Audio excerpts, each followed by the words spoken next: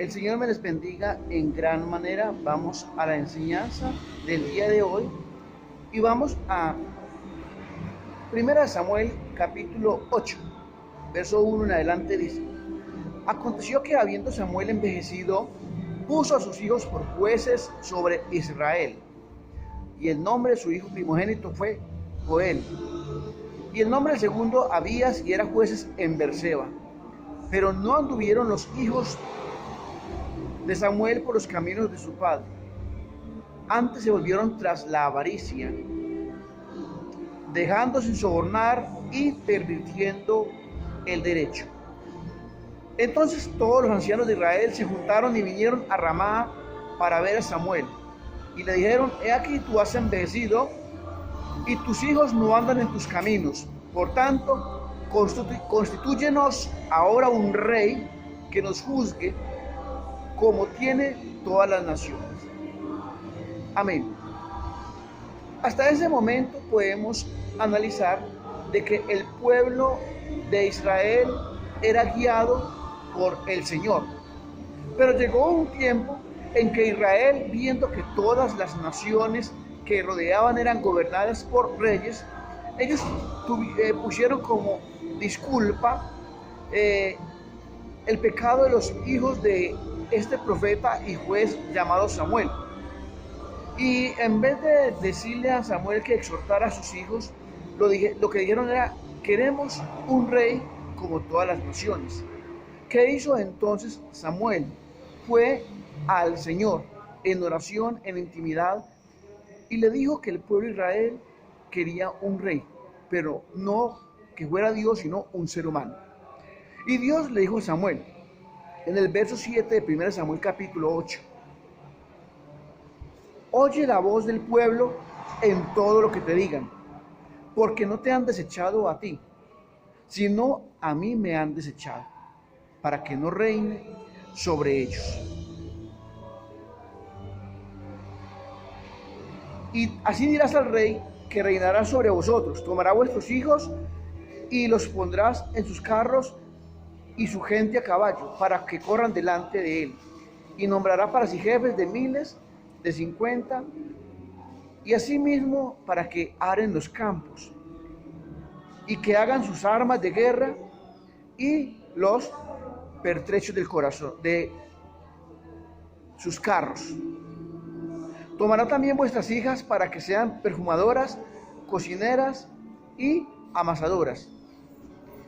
Esto entonces, ¿qué le dijo Dios a Samuel? Vaya, dígale al pueblo que quieren un rey, pero que el rey les va a pedir impuestos, va a quitarle sus hijos para la guerra, va a quitarle sus hijas para que le cocinen, para que le sirvan en el palacio.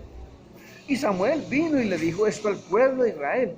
Y los ancianos le dijeron: no nos interesa, queremos a un hombre como rey. Ahí fue cuando el Señor entonces eligió a Saúl como rey de Israel. Y ahí para acá vienen las consecuencias. ¿Por qué estoy hablando entonces de esto? Hoy, 2000 años, más de 2000 años después de Cristo, vemos como los gobernantes han caído en la corrupción. Se llevan a nuestros hijos para la guerra, cada día aumentan los impuestos, cada día nos absorben económicamente y cada día la misma corrupción se multiplica. Vemos cómo las naciones, los pueblos se están levantando contra los gobiernos, haciendo protestas pacíficas, protestas violentas, cómo han derrocado gobernantes debido al mal funcionamiento. ¿Y qué es lo que nosotros tenemos que hacer? ¿O qué es lo que no tenemos que hacer? Es no participar en la maldad y el pecado de los demás que se levantan contra los gobiernos. Porque buenos o malos, recordemos que la Biblia dice que todos los gobiernos son puestos por Dios y Dios es el que los juzgará. Por lo tanto, dice en 1 Timoteo capítulo 2, verso 1, lo que tenemos que hacer por esos gobiernos, más los que son malos, corruptos. Dice: exhorto ante todo a que se hagan rogativas, oraciones, peticiones y acciones de gracia en toda piedad y honestidad, por los reyes y por todos los que están en eminencia, para que vivamos quieta y reposadamente. Entonces, ¿qué tenemos nosotros que hacer? Vivir en paz, quieta y reposadamente. ¿Por qué? Porque es a lo que el Señor nos manda a nosotros. No nos manda a criticar los gobiernos, no nos manda a que a través de las redes sociales los insultemos o propaguemos las falsas noticias, sino a orar por ellos. Y muchos de esos gobernantes que son hoy corruptos, nosotros votamos por ellos, vendimos el voto por un mercado, por una cierta cantidad de dinero, por un favor, y no votamos orándole al Señor en cuál nos debemos de apoyar.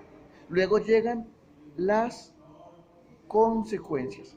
En el verso 8 de Timoteo capítulo 2 dice: quiero pues que los hombres oren en todo lugar, levantando manos santas, sin ira ni contienda.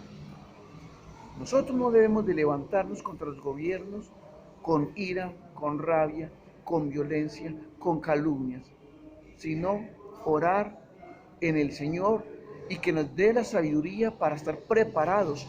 ¿A qué? A los tiempos que cada vez se avecinan, porque los gobiernos cada vez más van a ser peores, van a ser corruptos. Vemos gobiernos que apoyan el aborto, vemos gobiernos que apoyan el sexo con los niños, vemos gobiernos en que han sacado a la palabra de Dios de su gobierno, han sacado la Biblia. Hay gobiernos que prohíben que se predique el Evangelio. ¿Qué podemos hacer contra esto? Nada, porque está escrito que la maldad se multiplicará. Lo que nosotros tenemos que evitar es que por esa maldad que se multiplique, el amor nuestro hacia Dios y hacia la palabra se enfríe. Recuerden que Jesucristo dijo que en los últimos tiempos, por causa de la maldad, el amor de muchos se enfriará. Que nosotros no caigamos en esos muchos que terminamos participando en el pecado y la maldad, porque hemos perdido el temor de Dios, porque ya no oramos por los gobernantes, porque hemos caído desafortunadamente en la apostasía, que es después de haber conocido a Dios y vivir y predicar en su palabra, terminamos practicando lo que hacen los malignos, y es destruir. Es triste entonces cómo muchos cristianos caen en la trampa de que a través de las redes sociales u otros medios comienzan a atacar, a insultar y a participar del daño que se le hace a aquellos gobernantes que, aunque tengamos la razón, no tenemos el derecho solo de orar por ellos, lo que el Señor nos pide. El Señor pues les bendiga, y recuerden de suscribir si les interesan los programas. Hasta otra próxima enseñanza, si así Dios lo permite.